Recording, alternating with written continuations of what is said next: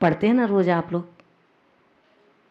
मुनि सूरज कथनी किरणावली, लगत भरम बुध भागी।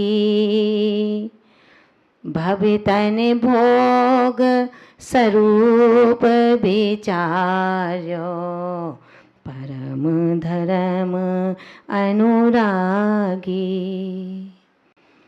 यह संसार महावन भीतर, भर मत और ना आवे। जामन मरण जरा दब दाहे, जीव महादुख पावे। हो गया कल्याण शकुंतला जी। ये आंडा जी कितना कल्याण हुआ है आज तक। कितने मुनियों को आहार दे चुके हम, कितनी आर्यिकाओं को आहार दान कर चुके, कितने त्यागी व्रतियों को जिमा चुके, कितने पाठ पाठांतर को पढ़ लिया। इतना ज्ञान अपने अंदर भरा बैठे हैं, जब कोई प्रश्न विद्वान पूछे खट से उत्तर देते हो। लेकिन इस ज्ञान का सार अपने आचरण में शायद अभी नहीं उतर पाया। यदि सार उतर जाता तो फसल पकती हुई समय पर काट लेता है किसान। यदि फसल पकी खड़ी है खेत में और बारिश का समय है, बादल जल से भरे हुए हैं, चिंतित होता है मेरी फसल व्यर्थ हो जाएगी, मुझे नुकसान हो जाएगा, झटपट अपनी फसल को काटता है।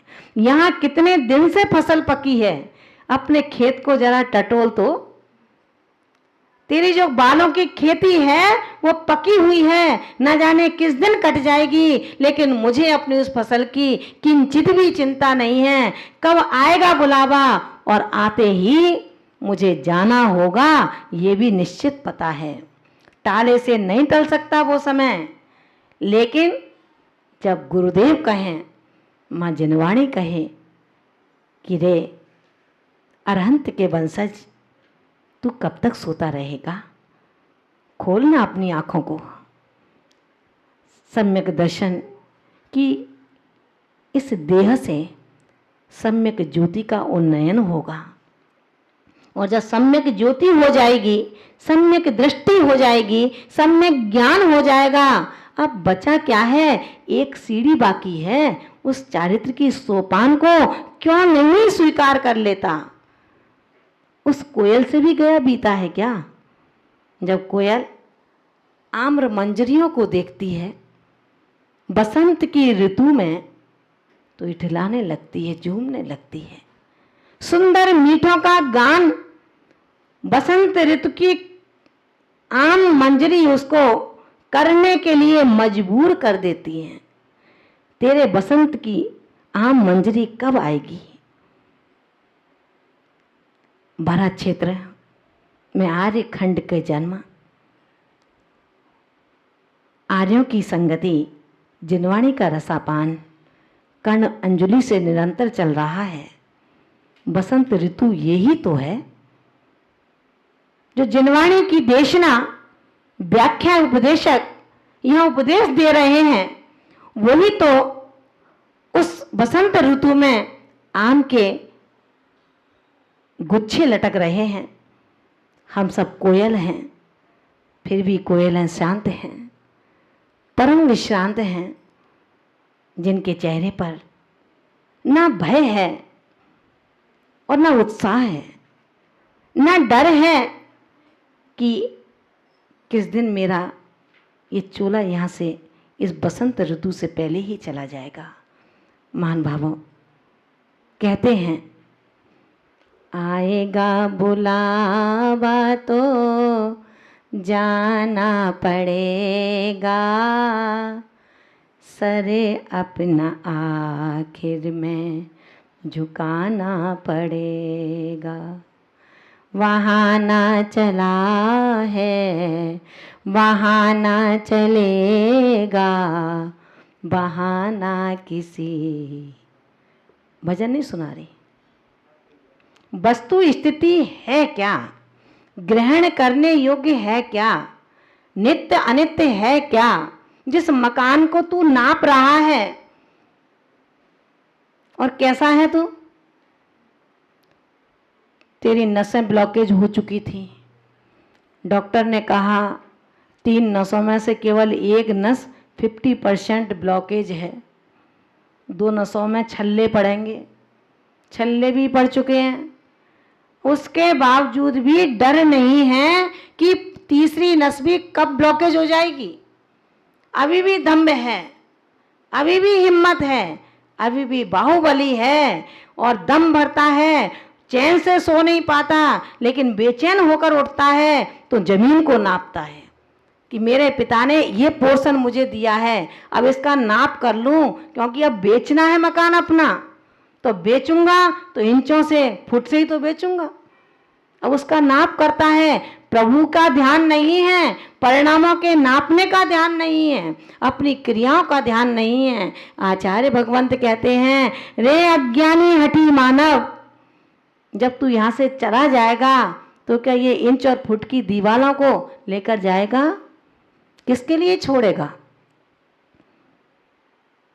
यदि पाप निरोधन न संपदा किम प्रयोजनम, यदि पाप का निरोध है, पुण्य का उदय है, तो इकट्ठी संपदा करने से लाभ क्या है? रोज खाओ, रोज दान करो और आराम से भगवान का भजन करो। और यदि पाप का निरोध नहीं है, पूत कपूत तो धन संचय क्यों, किसके लिए करते हो? आचार्य भगवंत कहते हैं, हे भव्य, मैं तो तुझे भव्य ही कहूंगा, तू मत कर क्रिया भव्य पने की, ये तेरे हाथ में है। फिर भी ना समझे तो तू जाने और तेरा काम जाने। लेकिन इतना समझता हूं कि एक बुद्धिमान व्यक्ति कुछ नहीं करेगा, अगर देह को सजाता है तो आत्मा का नुकसान करता है, और यदि आत्मा को सजाता है तो देह का नुकसान करता है। आचार्य कुंद कुंद भगवंत कहते हैं, देह का नुकसान नहीं है, क्योंकि ये देह तो क्षण क्षण में मर रहा है, इसको क्या बचाना? अगर बचाना है तो जो आपके परिणाम हैं, जिस परिणामों के कारण से तेरा देही नित्य प्रति क्षण प्रतिक्षण पल प्रतिपल दुर्गति के पात्र के ओर बढ़ता चला जा रहा है, ऐसे परिणामों की रक्षा कर। आचार्य पूज्यपाद स्वामी ने कार्य का 19 में कहा है, यज्जीवस्सुपकाराय यद्देहस्सपकारकम, यद्देहस्सपकाराय तद्दे जीवस्सपकारकम। जो अपने जीव का उपकार करता है वो अपनी देह का अपकार करता है, और जो अपने देह का उपकार करता है वो अपने देही का अपकार कर लेता है। महान भावों, आचार्य भगवान कहते हैं कि क्यों घबराता है, क्यों इस संसार के झूठे दस्तावेजों में फंसा है? मत फंस रे चेतन, तू उठ जा, आँखों को खोल। चमड़े की आँखें तो नित्य प्रति टिम टिम करती रहेंगी, इसकी टिमकार से तू कब तक अपने आप को संतुष्ट रखेगा? छोड़ देना एक बार गाढ़ा होकर के अपने कर्तव्य का चिंतन तो कर ले। तेरी रचना पर कितनी गीत और कितनी गालियाँ खुदी हुई हैं, तेरी दृष्टि में कितने दृश्य नित्य और अनित्य बसे हुए हैं, तेरे कानों के अंदर कितनी गालियों का श्रवण करके अंदर कचरा गृह बना लिया है। किंचित तो चिंता कर अपनी, कब तक इस नींद में झोंके मारता रहेगा? ये नींद झोंके वाली तुझे कभी गहरी निद्रा में सुला देगी, जब तुझसे कोई नहीं कहेगा कि झोंके मत मार, रे मन पढ़ ले। वो समय फिर जा चुका होगा, दूर नहीं बहुत दूर। इसीलिए पुनः उन पंक्तियों का स्मरण करूंगी।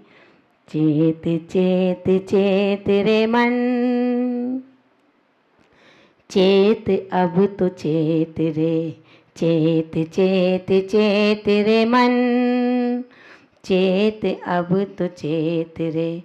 चिड़िया चुंग गई है तेरा मोतियों का खेत रे, चेत चेत चेत रे मन, चेत अब तो चेत रे। आचार्य कुंद कुंद स्वामी ने हमें बता दिया, तू योग्यता को ग्रहण कर, नित्यता को समझ, उपादेयता को अपना मित्र सम्मान ले और सत्य को अपनी रचना का आभूषण बना ले। भव्य है तू, ऐसा निश्चित कर ले, तो तू मिथ्या दृष्टि नहीं, बहिरात्मा नहीं, सम्यक दृष्टि बन जाएगा। और सम्यक दृष्टि हमेशा सोचता है कि ये दुनिया दुखों का भंडार है, इसमें तो कोई ना कोई आपत्ति हमेशा ही बनी रहती है। एक बार अगर आज हमारे यहाँ पर छापा पड़ जाता है तो रातों रात नींद उड़ जाती है, सबको कैद कर लिया जाता है, उनको जैसे तैसे निपटाया जाता है, फिर कुछ नहीं है तो अन्य आपत्तियां खड़ी होती है। एक आपत्ति का रात्रि को निवारण करके सोता है और 4 प्रातःकाल उठने से पहले ही अपने यहाँ आ जाती है। ठीक उस तरह जैसे वो रहट होता है, एक डिब्बा खाली होता है दूसरा भर जाता है, दूसरा खाली होता है वो तीसरा भर जाता है। इसी तरह जीवन का ये रहट का क्रम, जो पैर से चलने वाले घटी यंत्र की तरह निरंतर हमें डंडे के समान चलायमान रखता है। एक के बाद एक आपत्ति हमारे बीच में आती ही रहती है, वो विपत्तियां कभी दूर नहीं होती हैं। आचार्य पूज्यपाद स्वामी इष्टोपदेश ग्रंथ के अंतर्गत 12वीं कारका में लिखते हैं, विपद भव पदावरते पद के बाति बाह्यते, यावत् तावत् भवद्यन्या प्रचुरा विपदा पुरा। विपदाएं प्रचुर हैं, कम नहीं है, प्रचुर मात्रा में हैं। किन किन का निरसन करोगे? एक बार अपनी इच्छाओं का निरसन कर दो ना, तो सारी विपदाएं अपने आप निर्झरित हो जाएंगी। एक बार गाढ़ा मन कर लो ना कि मैंने घर छोड़ा है, घर केवल शावक के पुद्गल के टुकड़ों के लिए नहीं छोड़ा, घर तो केवल इसलिए छोड़ा है येषणा संति इनके द्वारा पलेगी, बाकी की सारे जो मूल गुण बचे 27 वो मेरे अपने पुरुषार्थ से होंगे, रात दिन एक करके होंगे, मित्र को भी सही राह बता करके होंगे। एक देवी अपनी सहेली को जो मनुष्य लोक में आ गई उसको जागृत कर दिया, उसको महाव्रत दिलवा दिए, और जब वो खुद मनुष्य गति में जन्म लेगी तो जिसने आज महाव्रत ग्रहण किए वो उपकार का बदला देगी। अपन किसी के उपकारी नहीं बन पाए अभी तक, अपन उपकारी नहीं बने, अपन ने वो किया है जो माँ ने बेटे के साथ किया। तो जब हम सबके आयु कर्म जैसा समय आएगा तो हम भी यही कहेंगे कि देखो पूरी जिंदगी निकल गई, मित्रता को व्यवहार तो निभाया था लेकिन वो व्यवहार सच्चा नहीं था। सच्ची माँ जैसा व्यवहार अनुपेक्षाओं में परिवर्तित हो जाता है। झूठी माँ जैसा व्यवहार सौतेले धर्म को हमें दे जाया करता है। सौतेली माँ का बच्चे के प्रति झूठा अनुराग होता है, जो अपनी माँ होती है उसका बच्चे के प्रति सच्चा अनुराग होता है। माँ से प्रश्न किया, बच्चे से प्रश्न किया पिता ने कि बेटा तेरी सच्ची माँ कौन सी है और झूठी माँ कौन सी है, जो तेरी माँ मर गई है वो सच्ची थी या ये जो माँ आज दूसरी नई आई है ये माँ सच्ची है। बच्चा कहता है जो माँ मर गई पिताजी वो झूठी थी और जो नई माँ है ये सच्ची माँ है। पिता ने कहा ऐसे कैसे हो सकता है? बेटे ने कहा पिताजी आप नहीं जानते हो, आप तो अपने व्यापार के लिए चले जाते हो। माँ मुझे भोजन देती है, मैं ऊधम करता हूँ, भोजन नहीं करता हूँ, बात नहीं मानता हूँ, तो माँ कहती है कि देख भोजन कर ले नहीं तो तुझे भोजन नहीं दूंगी।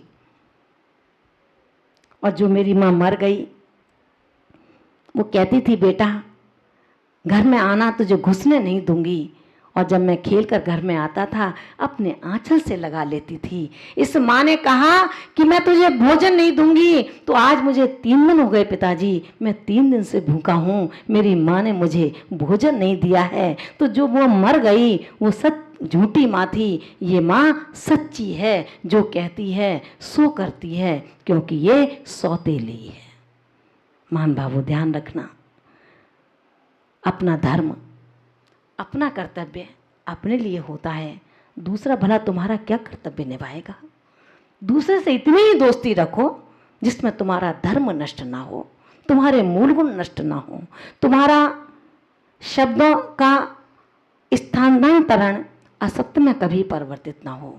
ये मित्र दूसरे हैं, ये शिष्य दूसरे हैं, गुरु भी दूसरा है, परमात्मा भी दूसरा है। सिर्फ अपना है तो कौन? मेरा देही, मेरे अंदर जो अतुलित बलशाली आत्मा मौजूद है, बस वही मेरा मित्र है, वही मेरा शत्रु है, वही मेरा गुरु है। इसके अलावा दुनिया में जो दृश्यमान हैं वो मेरे अपने नहीं हैं। वो जब तक उनका अवलंबन लेना है, जब तक मैं अपने देही से अपना सम्मेलन नहीं कर पा रहा हूँ, अपने आत्मा से अपना मिलन नहीं होता, अपनी आत्मा से जब तक अपनी बात नहीं हो पा रही, तब तक ये पंच परमेष्टि अवलंबन बतौर हैं। इनके अवलंबन से मुझे मेरा स्वावलंबन सिद्ध हो जाएगा।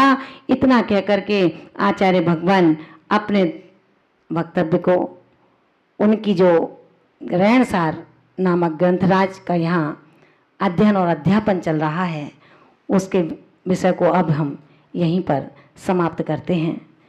इन भावनाओं के साथ उनकी शक्ति, उनकी अभिव्यक्ति किंचित भी हमारे अंदर अगर प्रवेश पा गई तो भगवान कुंद स्वामी जैसे तो हम क्या बनेंगे, लेकिन उनकी उपासना के लिए हम तैयार हो सकते हैं। इन्हीं भावनाओं के साथ में